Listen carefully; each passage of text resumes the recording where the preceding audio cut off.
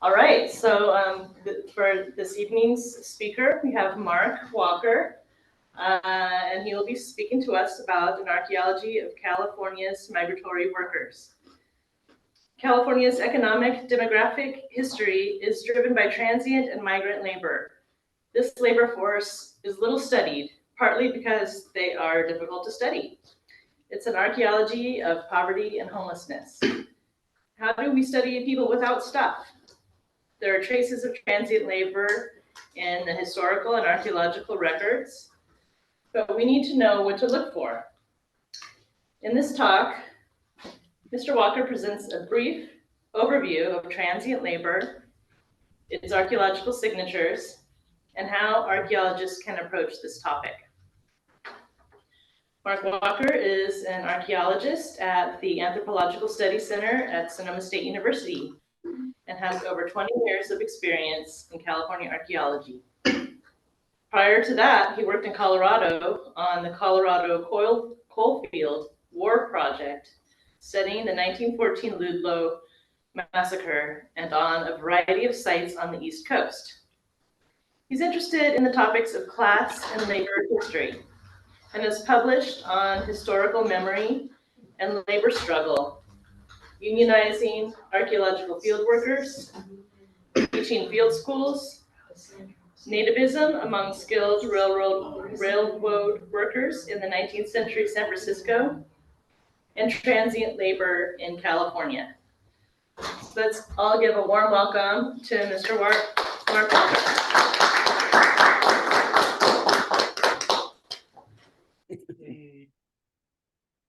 Well, thank you.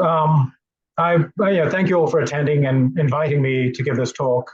Transient labors, can you hear me? Just before I get to. Okay, transient labors, a topic I've been working on and off for a while now. And I realize I've only ever actually presented it to professional audiences. So I work in cultural resources management, CRM, or contract archaeology, as we don't call it. And this is sort of the identification and management of resources, such as archaeological sites, in a legislative framework. So a lot of my work on this topic has been within that framework and involves pretty close arguments about the importance of transient labor, what resources are associated with it, and how we recognize them. And transient worker sites, by their very nature, require a certain amount of very technical analysis to say anything interesting. I don't want to get too much into that sort of stuff, just enough to show there is something behind my conclusions and that I'm not just sort of blowing smoke. Some archaeological topics, you can bang on about the artifacts and their analysis all day long, and it's great. Oops, let me just share my screen.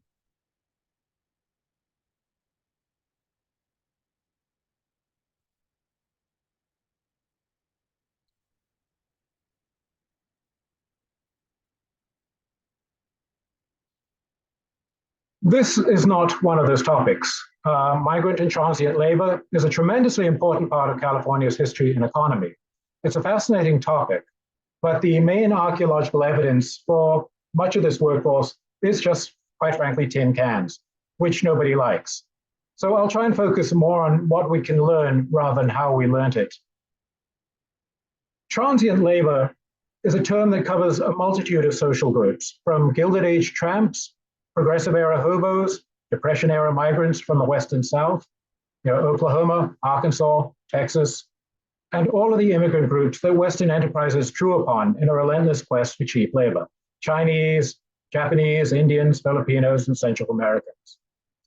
Any one of the sites I talk about here could, depending on the time, have been occupied by any one of these groups. This is, as I'm sure you can imagine, something of a fraught topic. It's a political topic, and not in a subtle way. It's always been a political topic.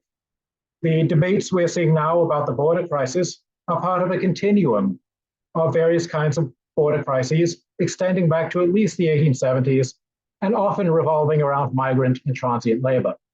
In fact, in 1936, California had a border crisis with the rest of the United States, with the LAPD in kind of a bit of really impressive overreach, setting up its own border patrol at California's borders, not LA's, to prevent immigration by Dust Bowl migrants.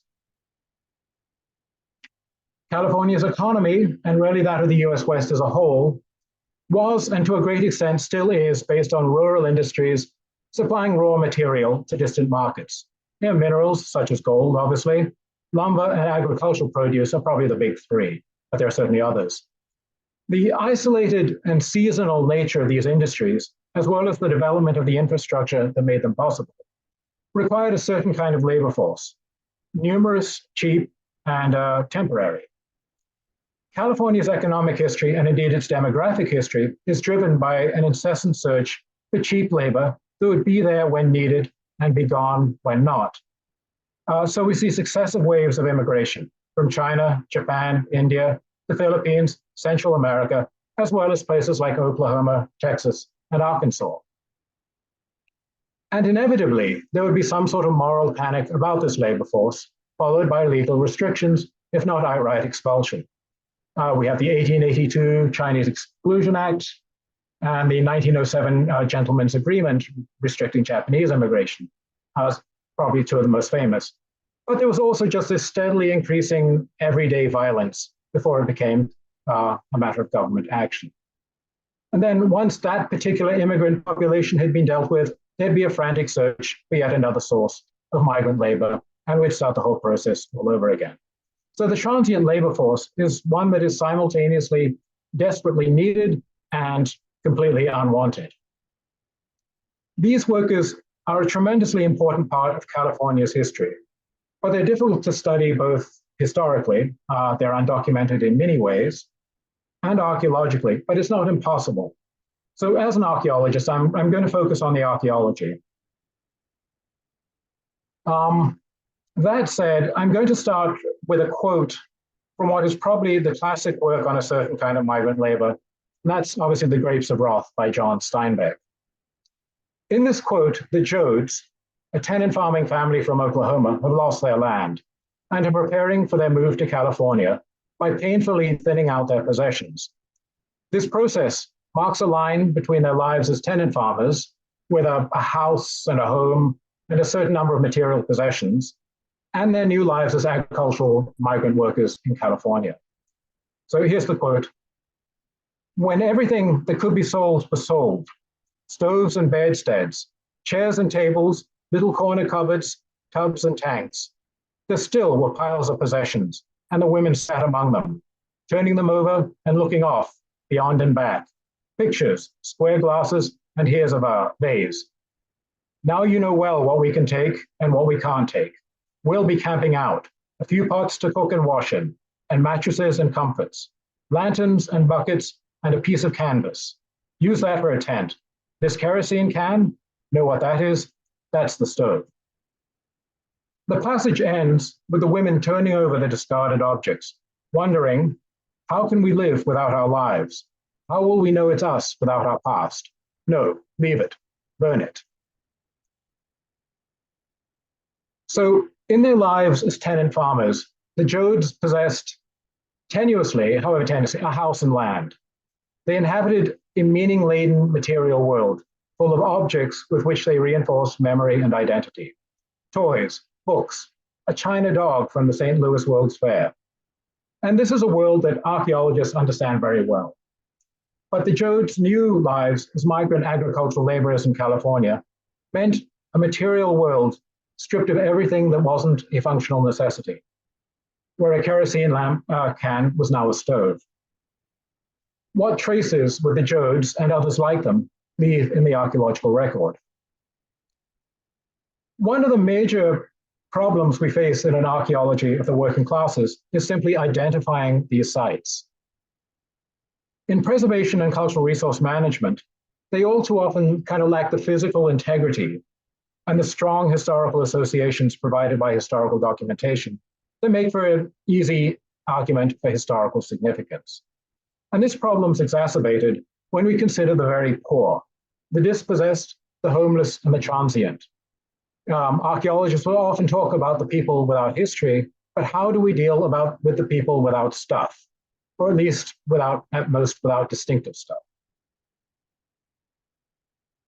So just to start, this slide shows the annual cycle for a hypothetical late 19th to early 20th century transient worker, the classic hobo. And it shows the kinds of sites we might expect along the way. It starts with winter in town. And come April, he moves out of the city and rides the rails or hikes to a series of jobs. Here, a series of agricultural jobs, followed by a stint in logging. And then back to the city for the winter. The important thing here is that transient labor is represented by a series of geographically dispersed sites and associations. Archaeologically speaking, in cities, we lose these workers in the mixed urban assemblages of cheap hotels and boarding houses. Work camps are the main archaeological resource, and there's been a lot of work on them. But they represent these workers only at a certain point in the yearly cycle, and possibly during a period of relatively good living for them, regardless of how grim the work camp might actually have been. And these camps are usually designed and managed environments, reflecting the goals and efficiencies of the employers rather than the agency of the employees. But the vast majority of transient labor camps are going to be informal campsites strung out along these transportation routes. These camps are located in places where discovery and harassment is unlikely. Transient labor entails thinking of landscapes in kind of a different way. What are wastelands to people like us can become places of shelter, warmth, and companionship to transient labor, precisely because these areas are wastelands. And recent work in the Sonora Desert by Daniel de Leon and the Undocumented Migration Project illustrates how the political economy of labor can make the most lethal environment into a major corridor for undocumented migrants. But what I am interested in is this bit here, the camping, the transportation routes. It's here that we're going to find the campsites and the so-called hobo jungles, the larger, longer-term campsites. And we're not seeing them archaeologically, even though they should be all over the place. And I suspect these transportation route campsites are being recorded in CRM surveys. That just has to be the case, given what we know. But they look like trash scatters, and are usually recorded as such. And often the archaeologists responsible for characterizing the site may not even have transient labor in mind. It's rarely part of a specialized literature.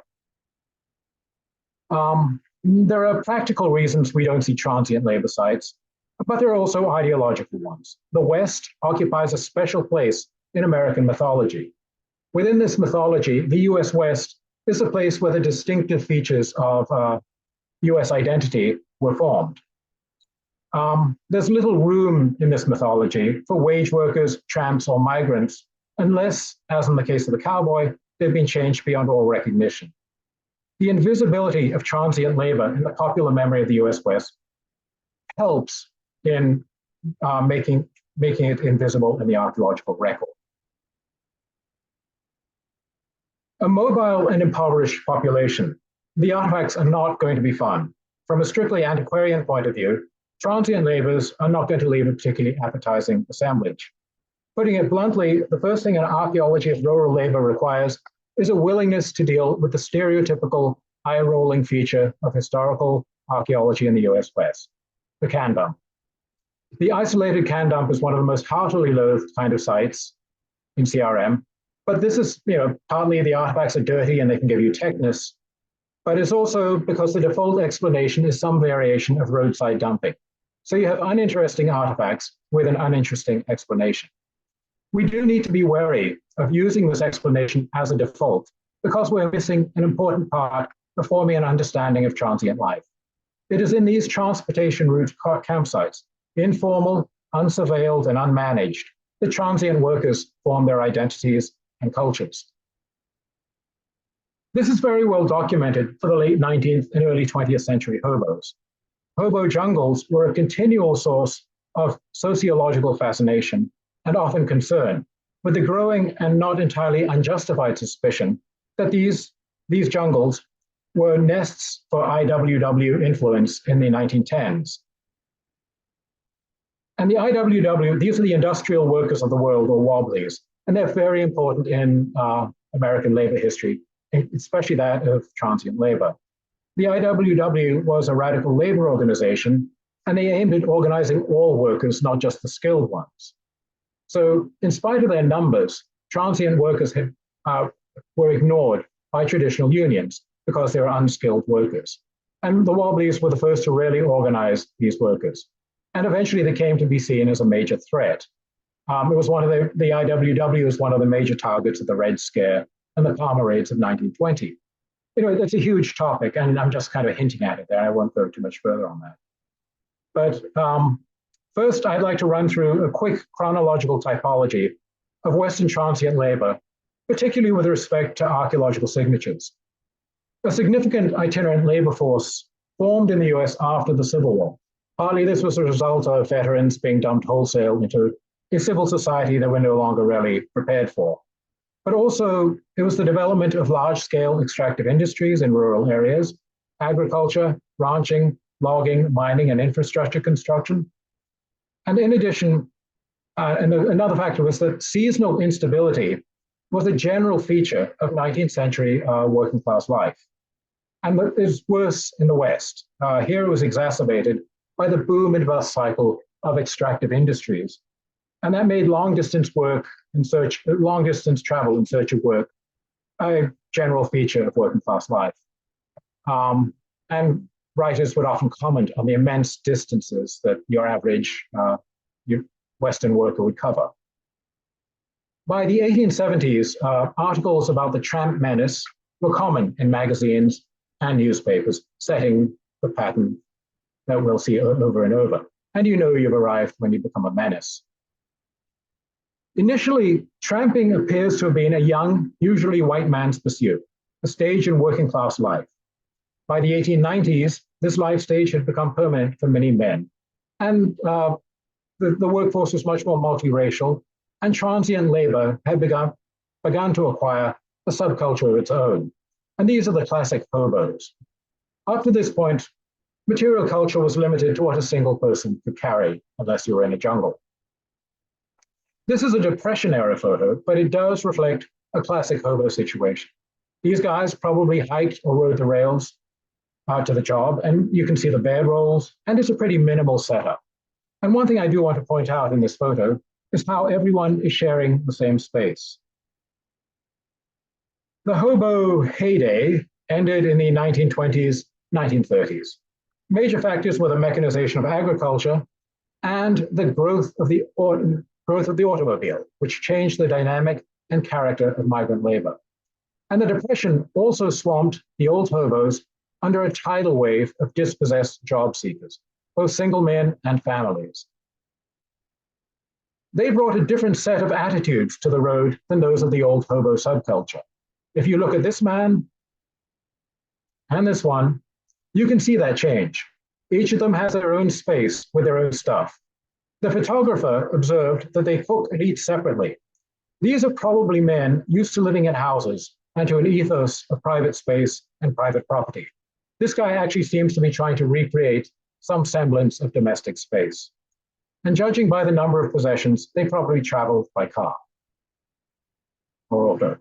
The automobile was one of the biggest changes to the nature of the transient workforce and to its material culture.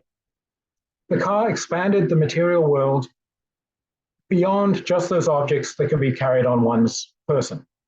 The Dust Bowl migrations into California and other states saw people trying to maintain as much of their former material world as possible as they made the unexpected transition from farmers to migrant laborers. It also meant that families could go on the road, and during the Depression they did, bringing women and often children into the transient workforce. It's probably an artfully arranged photo, but it shows some of the material changes. We have tableware, a slingshot, probably indicating children, a baby bottle, and unfortunately a bottle down here of Grove's baby bowel medicine. As we move into automobile-based migratory labor, the inability to distinguish between off-road trash disposal and camping by archaeologists actually becomes quite understandable. So what might these sites look like? So to see if it was possible to recover at least some sort of transient sites from previously recorded sites, I sat down with the Caltrans Cultural Resources Database, the CCRD, through the good graces of the late Darrell Cardiff of Caltrans.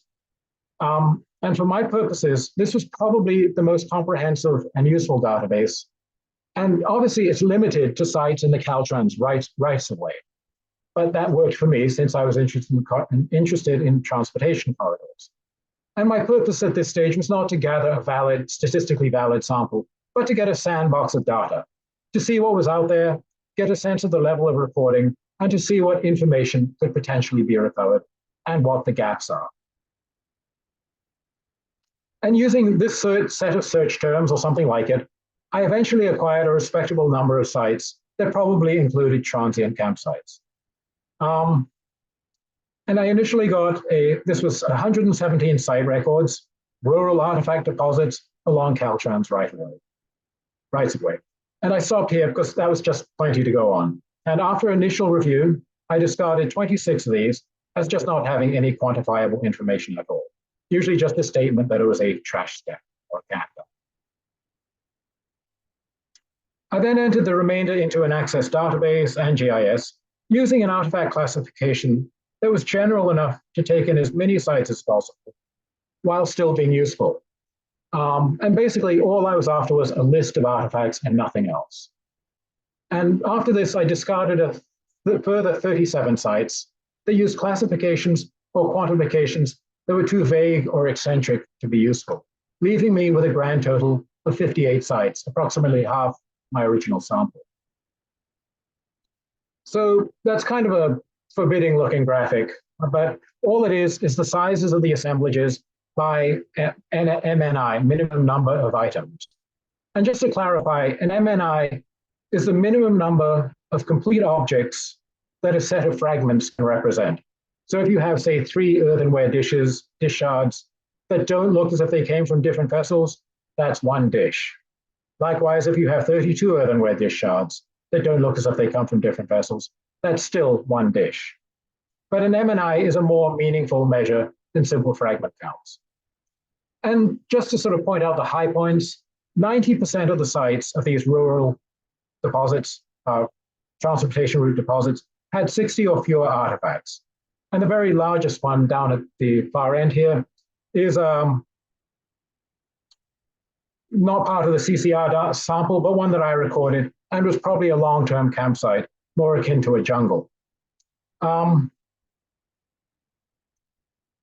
this also gives the artifact groups and the probable association along the bottom, camps, dumps, and drinking. And I'll come to these later. But you can see these roadside deposits are dominated by cans, that's sort of the lighter gray, bottles and jars, the darker gray, and then a mix of other groups. Basically, the more diverse the assemblage, the more likely I classed it as a dump. And this is another kind of very technical looking graphic. But since I was looking for camps, I focused in on food and drink containers for obvious reasons. And at the bottom, this chart has the percentage of food and drink containers in the assemblages, in each assemblage on the x-axis, while the y-axis has the number of artifact types in the assemblage. And each one of those little dots is one of the sites I recorded. And you see the cluster down at the bottom right corner of the red squares. Those are the campsites, probably. In general, if a site has 5 or fewer artifact classes, artifact types, those types will be food and drink containers. And I think those are the camps. And it's 32 of the 58 roadside sites. And this makes sense. In general, transient workers had a portable and expedient material culture, usually cans and modified cans. You know, things like heavy or fragile ceramics and glass are not practical for a nomadic way of life. And the other site type I should mention are the ones classed as drinking. Those are those green blobs. And these are the ones where the containers were just for alcohol, alcohol. And probably, people throwing 6-packs out the window. And they're a ubiquitous feature of roadside archaeology.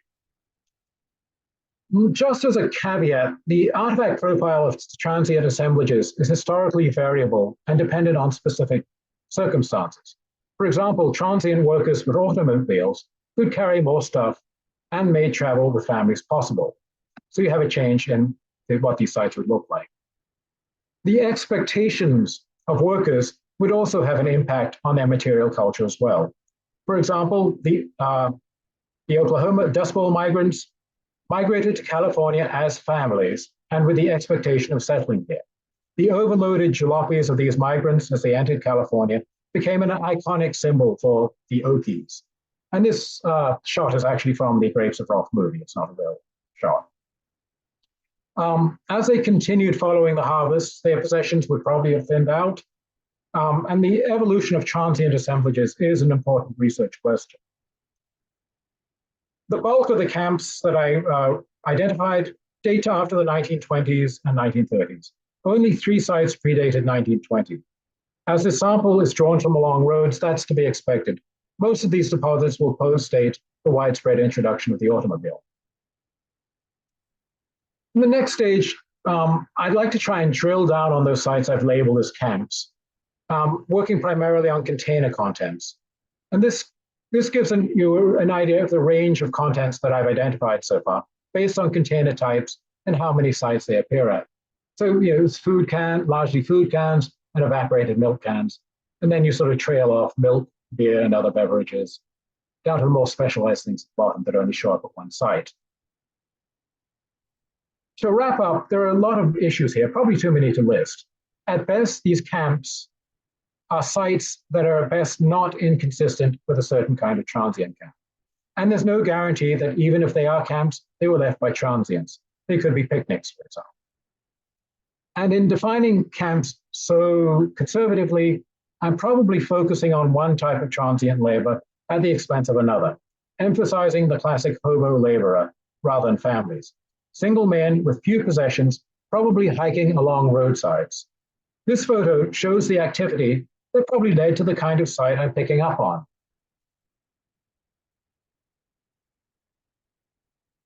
And this is him at the site after he's done. You can see what would be left with 4 to 5 cans, 2 evaporated milk cans, and 2 to 3 food cans. This is pretty typical of the small roadside deposits in this sample. Working just from site record artifact lists, it gets a lot harder to pull out other kinds of sites, such as jungles or later automobile-based migrant labor. But basically, the lesson is we need to pay attention to the setting and the internal spatial layout of the site to move beyond to get to that. And when recording these small isolated artifact deposits, the main thing I think to bear in mind is to have an awareness of the possibility of transient workers. So what can we learn from these sorts of sites? What is the research potential of a cluster of tin cans? And I'm going to pole vault a bit from matters of fact to matters of policy. I think the kinds of sites I highlighted just now can be exhausted with just a proper recording during survey.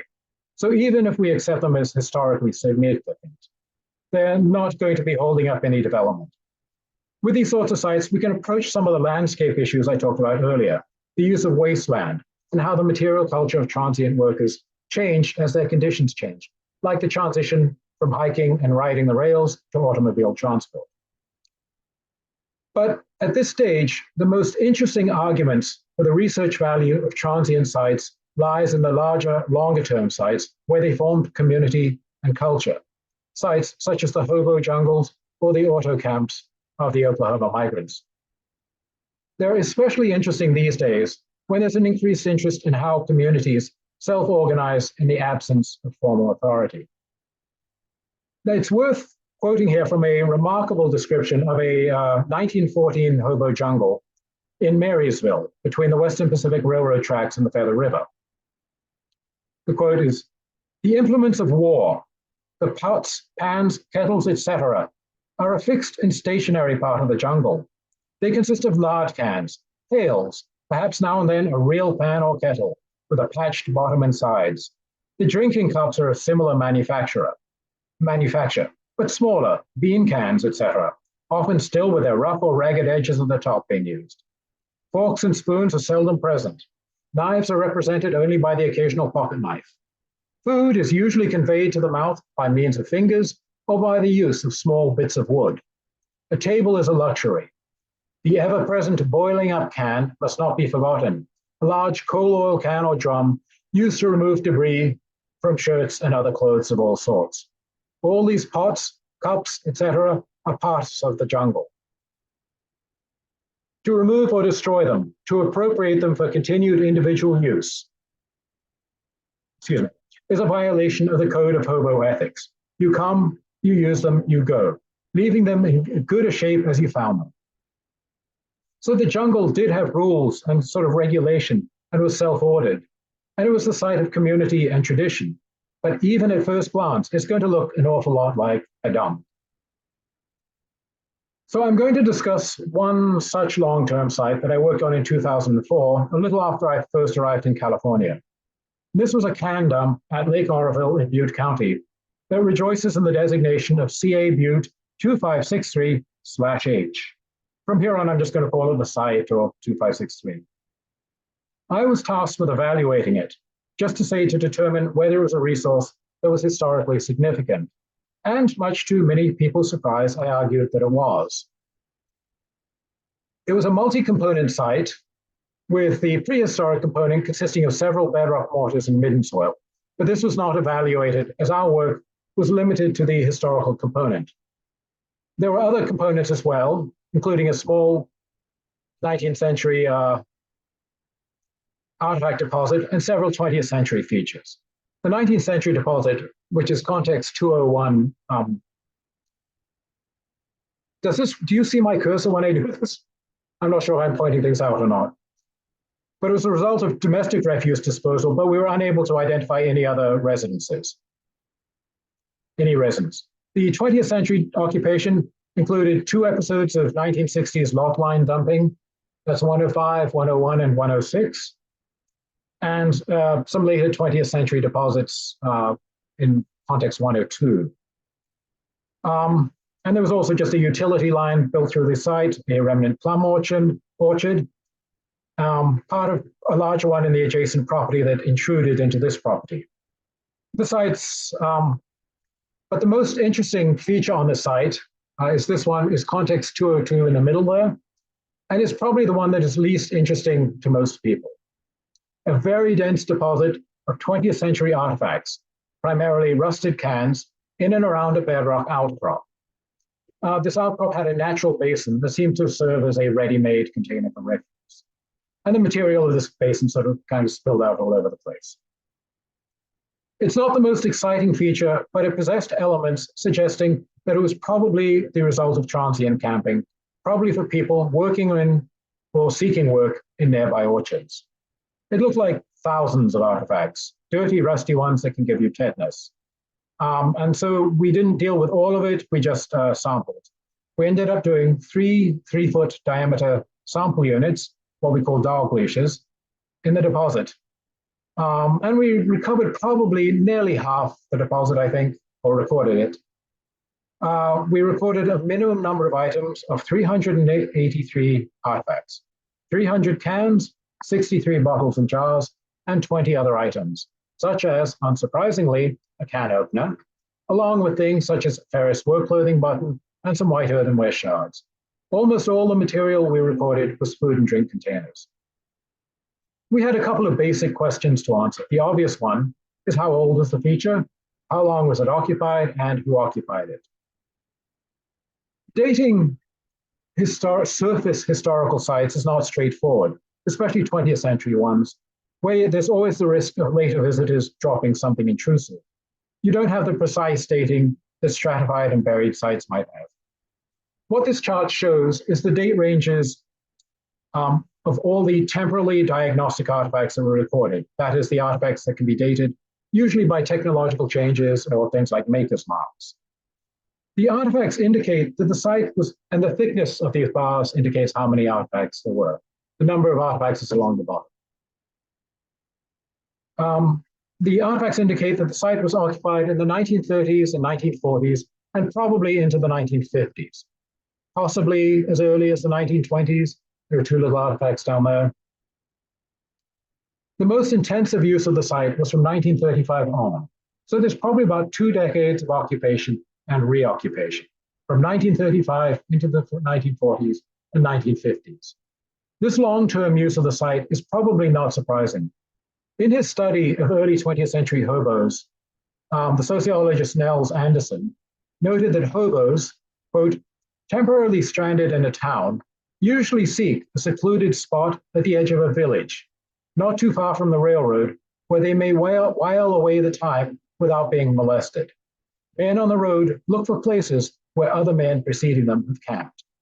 And the location of this site may have made it attractive, along with the accumulation of cans, definitely flagging it as a relatively safe spot.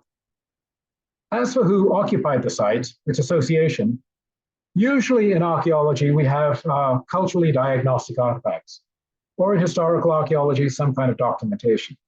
But with many working class sites, demonstrating association can be difficult for reasons I've already got into. We often lack solid historical documentation, and the artifacts are often mass-produced single-use items, like cans. How do we tell a transient labor from a dump? The first thing to consider is location. Transient camps had to strike a balance between unobtrusiveness and access to transportation, food, water, and likely employment. In his book, Down and Out and on the Road, The Homeless in American History, Kenneth Kusner listed some of the characteristics that made a good jungle location. It should be, and it mirrors a lot of what Nels Anderson said, it should be convenient to a railroad for transportation, but inaccessible by road, and screened by vegetation to prevent harassment. It should be about 1 to 2 miles outside a town, close enough to walk to for food and other necessities and work, but far enough to be outside the jurisdiction of the municipal police. Access to fresh water for cooking, drinking, and washing was also a requirement. And however, again, with increasing ownership of automobiles from the 1920s on, more transient camps would be found along roads. And these would be in the form of large auto camps. So context 202 matches this profile in most ways. It's only a half mile from Auroville's limits, but it was a small encampment located in an inaccessible area and was unlikely to attract much attention. The site is convenient to the Western Pacific Railroad, about 600 feet to the west. During the period the site was occupied, the nearest road was a small dead-end lane, about 600 feet to the east. The power line right-of-way was in place by 1944, so it may have provided some access to the site. And the site's immediately adjacent to a small stream and had access to water. An additional attraction of the location is that it's on wasteland, this kind of sliver of land between the railroad and the section line. The owner was a wealthy San Franciscan who appears to have had very little interest in it. Some of the land may have been leased or had a neighboring farmer encroaching on it, as indicated by the plum orchard remnants just north of the refuse deposits. In addition, the presence of the fire ring and associated cans is a pretty good indication that the site was used for some form of transient camping. There's also the artifact profile of the assemblage. Basically, domestic dumping is going to contain a broader range of artifacts. Cans and bottles, certainly, but not just for food and drink. And there'll be things like dishes, car parts, stove parts, window glass, things like that. Transient camps, on the other hand, will consist mainly of food and drink containers. And to illustrate this point, I compared Context 202 with an assemblage from a roughly contemporary isolated rural residence, one that was very dependent on canned food. And this was a lake tender's cottage in Alpine County. And you can see the range of material we got from the lake tender's cottage, as opposed to Context 202.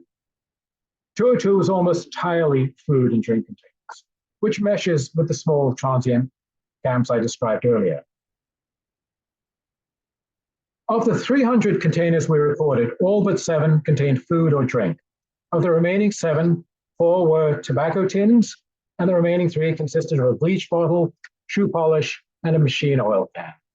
The bleach bottle and shoe polish probably indicate efforts towards cleanliness and grooming, and the oil can maybe was part of maintaining farm equipment. The bulk of the food and drink containers were mainly number 1 and number 2 cans that had been opened with can openers, suggesting solid contents. These would have contained vegetables, fruit, meat, fish, beans, soup, or specialty items. If this was a transient camp, the contents were probably cheaper staple items like beans. a nearly equal percentage of evaporated milk cans was reported. And the prevalence of evaporated or condensed milk in the diet may be sort of surprising to a modern observer, but for those without access to fresh milk or refrigeration, all milk was evaporated or condensed. This milk was probably used for the preparation of staple items such as flapjacks or biscuits, or to put in coffee. In at least 4 instances, an evaporated milk can was nested inside a food can. And this indicates these 2 cans are part of a single disposal episode and probably remnants of a single meal.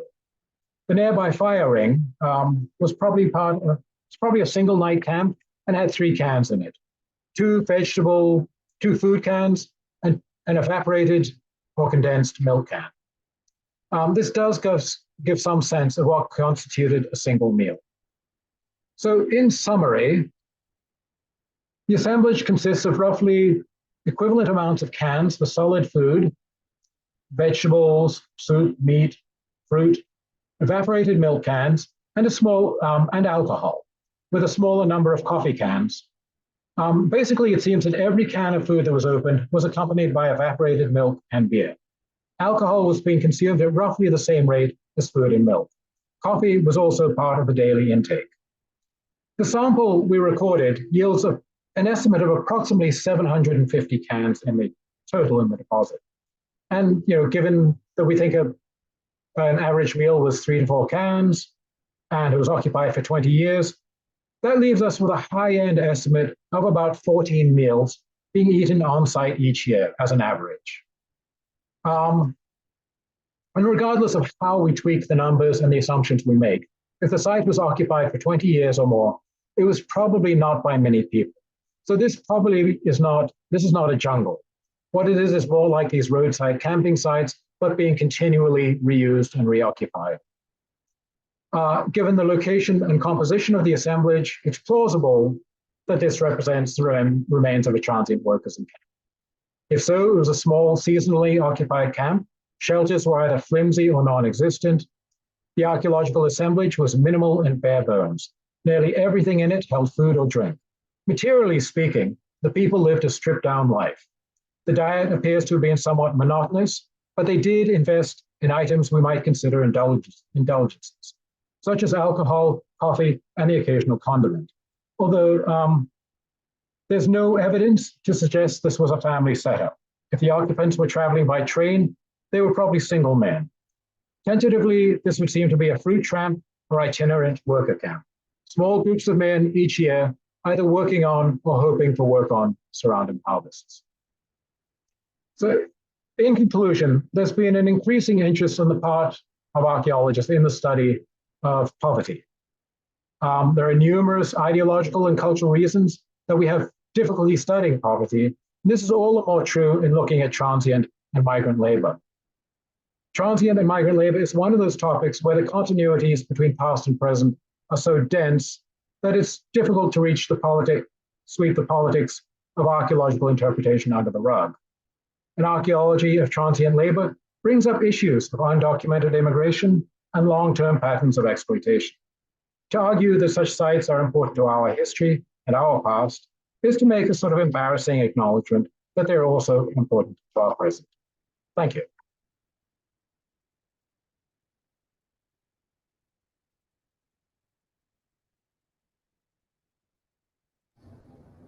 Thank you so much, Mark. Shed so much light on cans. I'll never think of never see can scatter way anymore. So I'd like to open it up for questions from the audience. If people are here live, maybe they could come up and ask a question face to face, or you can just shout it out. If anybody on Zoom has a question, go ahead and raise your hand or ask. I do see there's something in the chat. Oh, okay, just excellent presentation. Questions? Do we have any questions?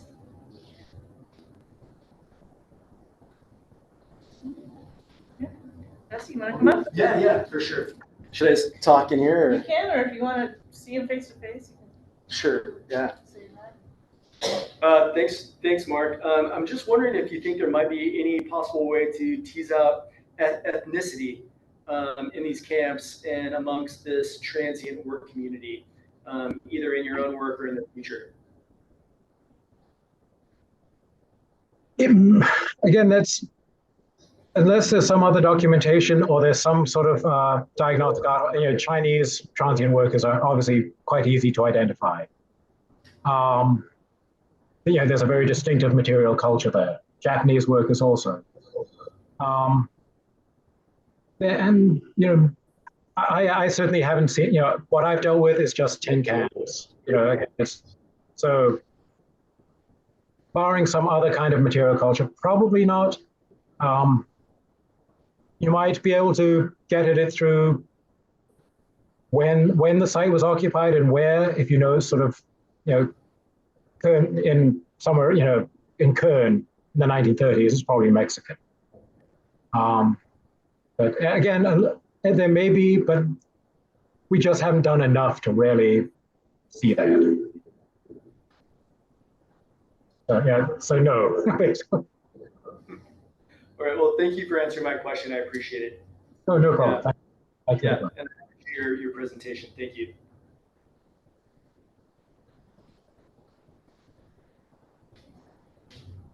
Steve. Anyone else? Questions for Mark? I don't have a question, Oh, but okay. I wanted to make a comment. All right, here comes Karen. Hi, Mark. My name is Karen Johansson. I'm the current acting president of the society. And I don't have a question so much as just a thank you for, in archaeology, we're always looking at invisible groups because we don't actually see them. We see what they left. And so this is really raising an interesting question about others who also are not seen in the same way. I'm not thinking of a particular example, but I really like that this is sort of raising this in the context of archaeology, and certainly, archaeologists are excited about such things, but that's what I'm saying. So thanks so much. Yeah, you're welcome. And it does bleed into a lot of other topics like homelessness, those sorts of issues. And there's actually archaeologists trying to work on homelessness.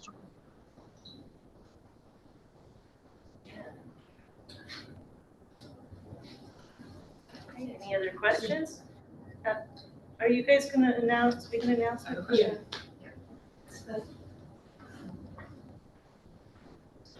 Hey, Mark. I was just wondering, like, at the Oroville project, Oh, you're there. did you guys have, so you have that one example of the can, that cans, but did you have a variety? Like, did you find any, like, ones that represented, like, a family site, like, where you had, like, children's toys there, or were they mostly kind of more that transient camp? So I was kind of wondering, like, the context of that project, so I guess there's a lot of other sites there. You mean just at Oroville? Yeah. That was the only one we could identify as like an agricultural labor site. We did have again, mines often used a lot of transient workers as well, especially if it was during the winter. But we can't really sort them out from the year-round workers. So no, that was the only one we found that we could possibly identify as a transient. Well, 90% identify, but we didn't see anything of the family, anything that might indicate families. If I got your question. Yeah, thanks.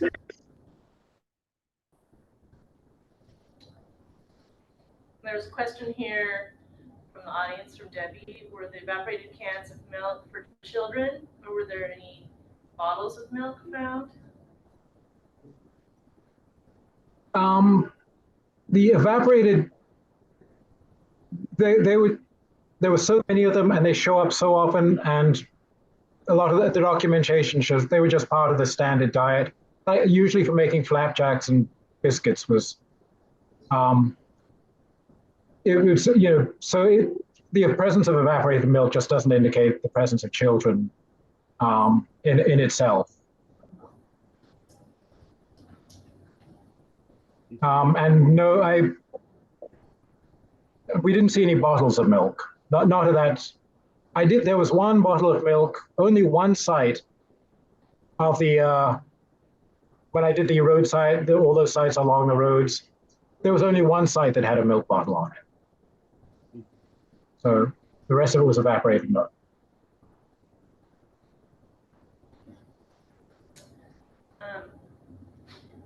I have a Pat? question. Yeah. I was wondering about any evidence of like fresh meat or like butchered bone, or it seems like most of the containers and stuff, of course, contained preserved foods. Did you find much evidence of any kinds of fresh meat or anything like chicken bones or butchered cattle bones or anything like that? That's a problem because we're looking at surface deposits.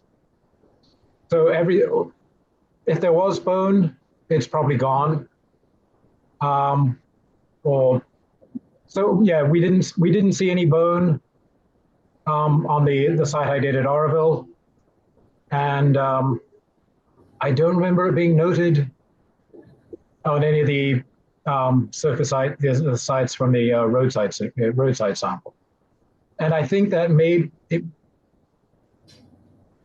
it would be a rarity. I mean, it would be there. You'd be lucky to have, you wouldn't be carrying meat around with you if you're hiking. But the jungles, there are records. People would get lucky and have meat and share it. So, but again, I haven't really dealt with a full-on jungle yet. I really hope to. But again, it might be a preservation issue too. But I don't think meat is going to be that common. Parts of meat are going to be that. These kind of transportation related. Mm-hmm. Okay, thank you. Okay, there's another question. What creative tools were made from cans? Were some tool types more prevalent in some camps and jungles than others? Why? What we usually find are strainers, just cans with a lot of holes punched in the bottom. Let's see, I know somebody else found something might have been used as a shower. This wasn't me. And that's all I'm aware of so far. I'm sure there are other ones, but that's all I know of is basically kind of making them, punching holes in them and using them as strainers. I've seen that. Okay, any other questions? Pat, you want to announce the next month's one more time?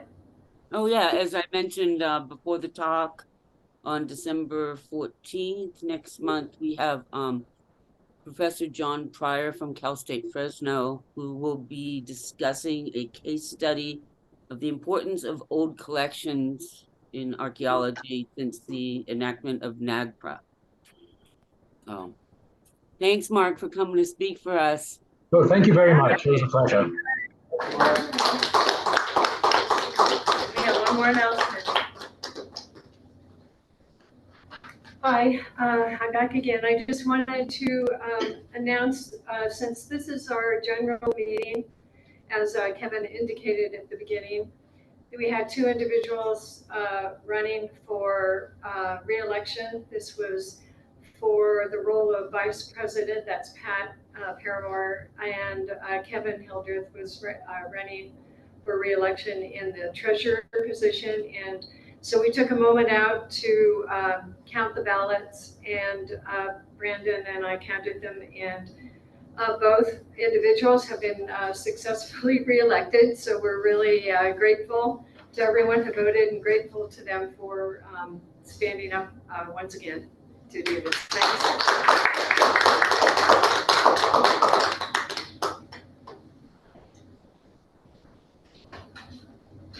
Thanks, Thanks everybody for coming and hope to see you again next month. Adios.